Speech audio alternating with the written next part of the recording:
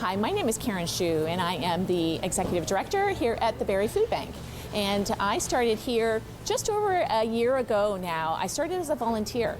And so within the last 15 months, I have progressed from volunteer to now Executive Director, and I am very pleased to be part of such a fantastic organization. The Barrie Food Bank is such a special place, and I hope to continue to keep it that way. In terms of goals for the food bank in the next 5-10 years, the challenge is keeping up the pace of the demand versus the resources that are coming in. So we get a lot of generous donations from the community, both in financial and in food, but nothing compares to the demand that we're seeing. So the real struggle in the next little bit is just going to be able to manage those resources and distribute them in an equitable situation. So on the topic of donations, we do have our holiday campaign that we've just kicked off, and it runs until December 31st. And so we are asking for an incredible number. It's $1 million. $1 million and 300,000 pounds of food. And that's really in keeping with the demand that we're seeing. And so we need that money just to be able to keep up. But it's easy to donate, so anybody who's interested can drop off a can of soup or a can of an item at the grocery store when they're doing their grocery store shops. And we have a recovery team that recovers food from the community grocery stores every day, up to 6 days a week, recovering food. So it's easy to give food because you're giving from the heart. You can also give us your money. So we appreciate financial donations because we can stretch that better than the average person in terms of our purchasing power. So we can buy what we need and when we need it, and that gives us a lot of flexibility to be able to bring in the food that our clients need, especially culturally sensitive food and fresh food, perishables, feminine hygiene, items like that. And then we're looking for people to volunteer. So it is always a busy time of year. About 50% of our food and financial donations comes in this tight 3-month window.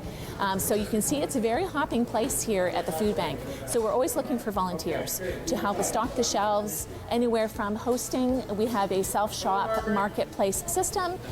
So it's always looking for volunteers who can come alongside our clients and assist them with their shopping selection.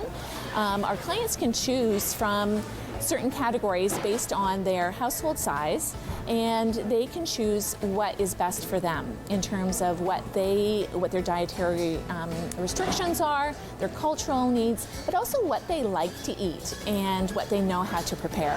So it takes a lot of volunteers to run this model, from host to checkout staff.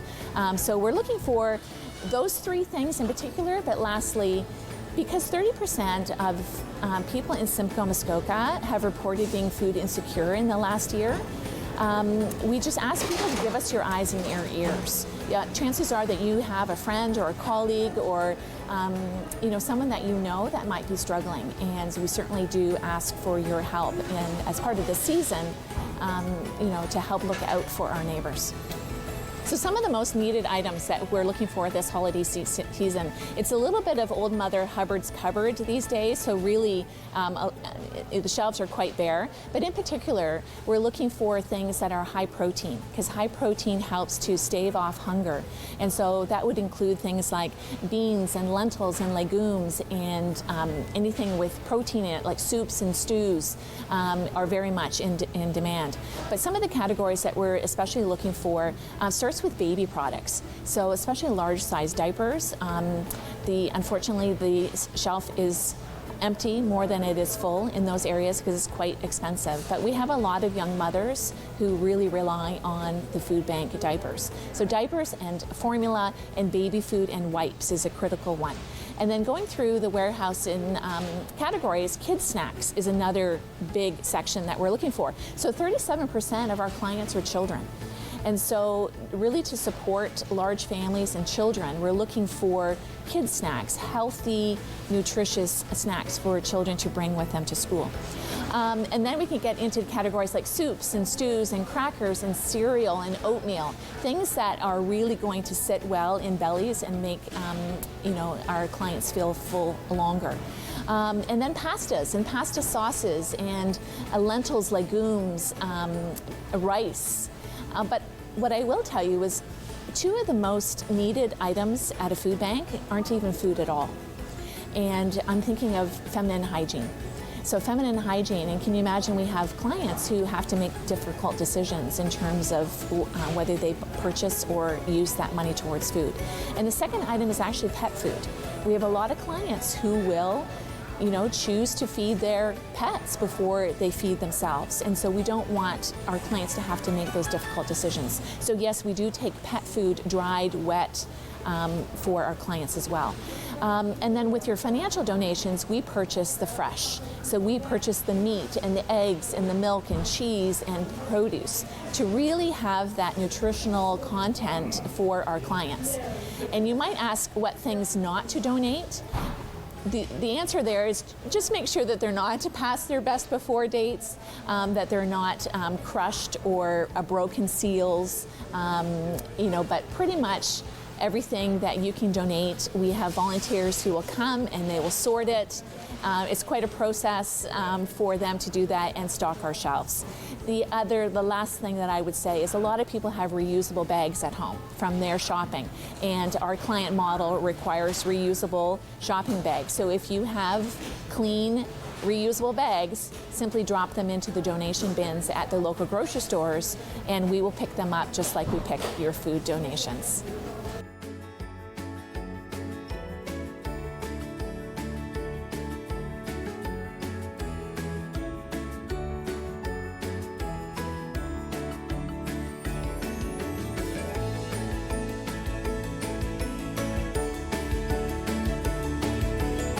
Another really exciting program that many of your listeners may not realize is we have a very robust food recovery program. So we have 3 vehicles that are on the road every day, up to 6 days a week, recovering food from every single Barrie grocery store, recovering food that would otherwise go to waste. And so we are tracking close to 1 million pounds this year of food. So for example, at Costco, if the bananas are just starting to turn, and it no longer meets their quality specifications, they will call us and we'll get the entire pallet. And so with the number of clients that we're supporting, fresh food like this, we can instantly cycle that through the people of Barrie as opposed to the landfill. And so every major grocery store has a shrink reduction program, and we are the recipients of that. And so we're really thrilled to be able to have a program like this to feed our clients, especially the fresh, nutritious meats and produce and dairies that's kind of coming up to expiry or just a little bit past its peak. We also work with a lot of local farms. And so shout outs to some farms like Harris Farms, who just, spoils us with their produce.